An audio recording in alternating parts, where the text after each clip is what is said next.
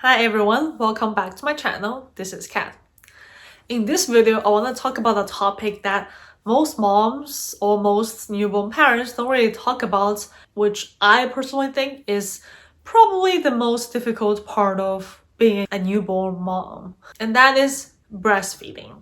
I want to share my breastfeeding journey with you and just to let you know my perspective on how difficult this part is and to prepare you if you are thinking about having a child or are currently pregnant and have no idea how postpartum looks like. And if you feel like this video is too much, just please close this window because I am about to share some of the details about my breastfeeding journey. I want to make it very transparent, kind of show you the reality of being a newborn mom and not glorify, how happy you are supposed to be a mom. If you're new to my channel, I'm Kat. On this channel, I share my perspective on being a new working mom of a almost 5-month-old boy, and my tips and knowledge about career development in life science specifically. If you're interested in such content, don't forget to subscribe to my channel. Without further ado, let's get started. So when I was pregnant, I've watched many videos on TikTok or YouTube or any of those video content channels about kind of life being a first-time mom. Of course, I've seen talking about how difficult potentially emotions gonna be because of all the hormones, or how difficult it is to handle a newborn because you don't know how to change a diaper and now you change 10 diapers a day, or the newborns cry a lot, so you have to make sure that you know how to comfort them, things like this. You don't have sleep, so you should sleep whenever the baby is sleeping. All these tips, right? So I feel like I know how to handle a newborn at that point. And on top of that, I know kind of the delivery part, the epidural, and it might be painful, all that thing. So I'm very much prepared for the delivery and potentially initially handling the newborn. But I actually haven't seen much posts about breastfeeding itself. And it just, I don't know, at the time, my illusion was breastfeeding is such an easy thing. Like, everybody can breastfeed. I'm sure I can breastfeed too. I've never worried about me not have milk for the first few days of my baby's life and how to handle that. Like, I never prepared myself for that. So what happens to me, at least, or I personally think to most of the first-time moms, was I didn't have milk for the first 4 to 5 days. And that was kind of the most hectic time when you had a newborn. And that was the most stressful time when you just deliver and your body was also recovering, right? So I just want to share with you my perspective there. My boy was born on Saturday afternoon, okay? And I stayed in the hospital for 2 days and left hospital on Monday. So that's kind of the timeline. My milk didn't come in until Thursday morning. So what happened in these few days was I gave birth to my son, right? And in my head, maybe my milk will come tomorrow, right? All hospitals supply formula for you in case you don't breastfeed, right? So my idea was always I am going to breastfeed. If I don't have enough milk, I would supplement with formula. And that's what I told all my nurses, including the delivery, postpartum wards. The nurses shifts every 12 hours in the postpartum ward. I told all of them, I would breastfeed. If I don't have enough milk, I supplement with formula. It will be a mixed diet, but I will always try to breastfeed first. And that's my principle. I thought I figured all out. No, I didn't have milk, and then it was so hard for baby to latch on me. I tried the football position. One of the nurses told me. I tried kind of the cross. I forgot the term for that. Different ways of positioning the child on my breast, and hopefully he can latch. It just didn't work. He was a trooper. He tried. It's just really hard. I don't know why, but I just don't know how to do it, okay? So since he was born on Saturday afternoon, he was fed by, the formula in the little bottle, right? So, you kind of just open it and then the baby can drink from that little bottle right away. From Sunday, I started talking to lactation consultant because they were like, they can teach you how to breastfeed. So I was like, yes, great. I welcome. So someone came on Sunday, someone came on Monday because, I left the hospital on Monday. Both visits, it sounds helpful. Like they told you all the tips and tricks of doing this, but it still didn't work. Like my milk just didn't come and I just didn't know how to have my kid latch on my breast to breastfeed. It's just such a difficult time. Like, I don't know what happened, but basically I just don't know how to do it. Even with the help of the lactation consultant, I just don't have milk, or somehow it just didn't work. Like my kid would cry because he feel hungry and my milk didn't come in, so we feed him formula, right? So even though I insisted I would breastfeed first, but then we fight for like 2-3 minutes and we both give up, the kid would have formula. We struggled so much in the hospital, and Monday we came home, we brought some formula from the hospital, and the baby have to drink like every 2-3 hours. So imagine, like, we got a few bottles from the hospital and quickly ran out, right? And I was super stressed. I'm like, I don't have milk. Maybe we should just give up the idea of breastfeeding. And literally, I mean, my partner is also a first-time dad. We have my mom, but this is her first grandkid, and she didn't breastfeed me either when I was a kid. So nobody really know how breastfeeding works. And when I was pregnant, I just guaranteed her. I was like, everybody I saw on TikTok or Instagram seems figured it all out. Like, everybody has milk. I'm sure I will have milk too. I will breastfeed my milk. Literally, that's what I told her when I was pregnant. And now, slap my own face. I didn't have milk for the first few days. So Tuesday, what happened was we tried all different positions. My baby would not latch either. And we feed him formula, and quickly the formula we brought from hospital ran out. My partner went out to get like a big can of formula. Big mistake. Okay, you don't buy big can of formula for the first few days thinking that you don't have milk, unless you decided that you would never or you will not breastfeed. That was, $60 down the drain, because we made 1 scoop or whatever amount to feed him initially, because, he only drinks like 60 ml initially, like 2 ounces. We probably just fed him maybe 2 scoops from this big can of formula. And, that's just a waste of money and our time and energy, because nobody told us. We are supposed to just get those little bottles just like from the hospital. And I'm like, I guess I don't have milk, so let's just get the big can of formula.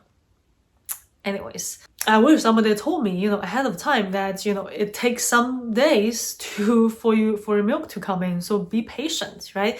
Don't get frustrated, because the first few days, my body was recovering and I feel so stressed without milk. And nobody, in our household knows how to do that. So I am here to tell you that it is okay for your milk to come late, okay? It is okay for you to struggle on the breastfeed. It is not a natural thing, because you are not born to feed another human being, okay? Nobody taught us how to feed a human being. It is not supposed to be a natural thing. So relax and let the milk come in whenever it's ready to come in. Everybody's body is different, okay? My milk came in, but it was very hard for my baby to latch.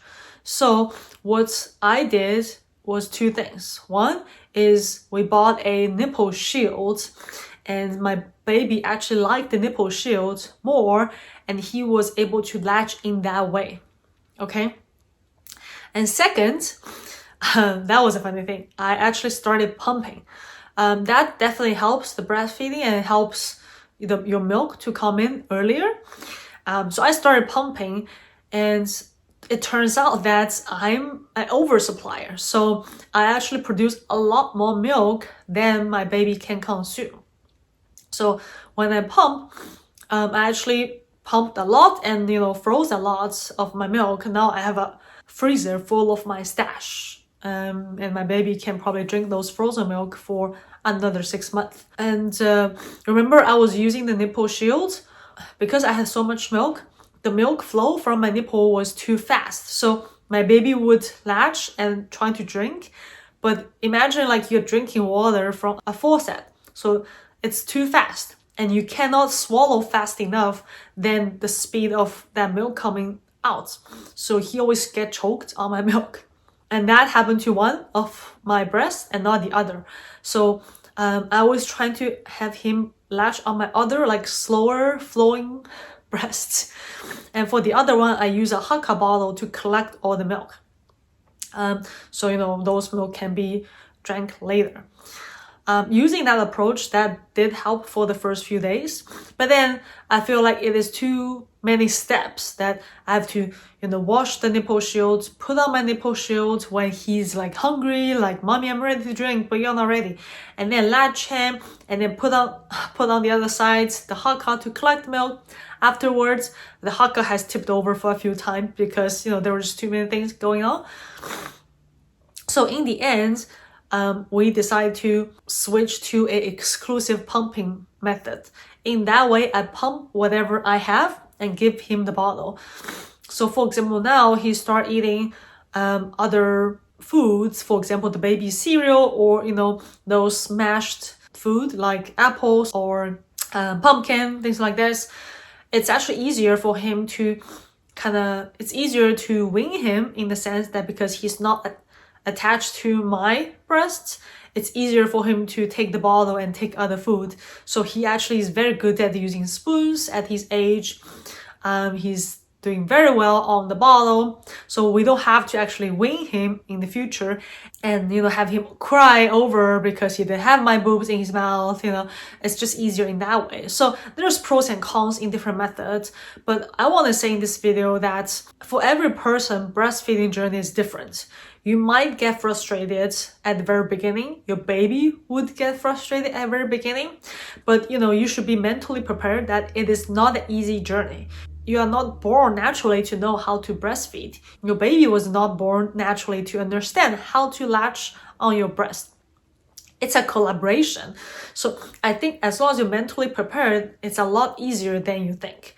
But because I was not, so I was very frustrated and upset at the first few days of my postpartum. So that is the biggest reason why I made this video. I want to let you know about my journey. You should find your own way of, you know, how to breastfeed your kids the most efficient way. And I was actually blessed in the sense that I have enough milk and I have, you know, my mom to help to wash all the bottles when we're all stressed out. So I think you should always find a way that fits your family personally.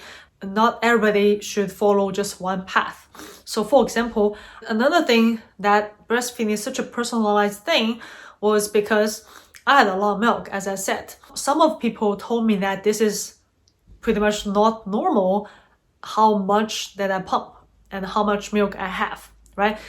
There are voices around me telling me that, no, you're not supposed to pump that much. In the end, this is supposed to be supply and demand, that you should supply as much as your baby can drink.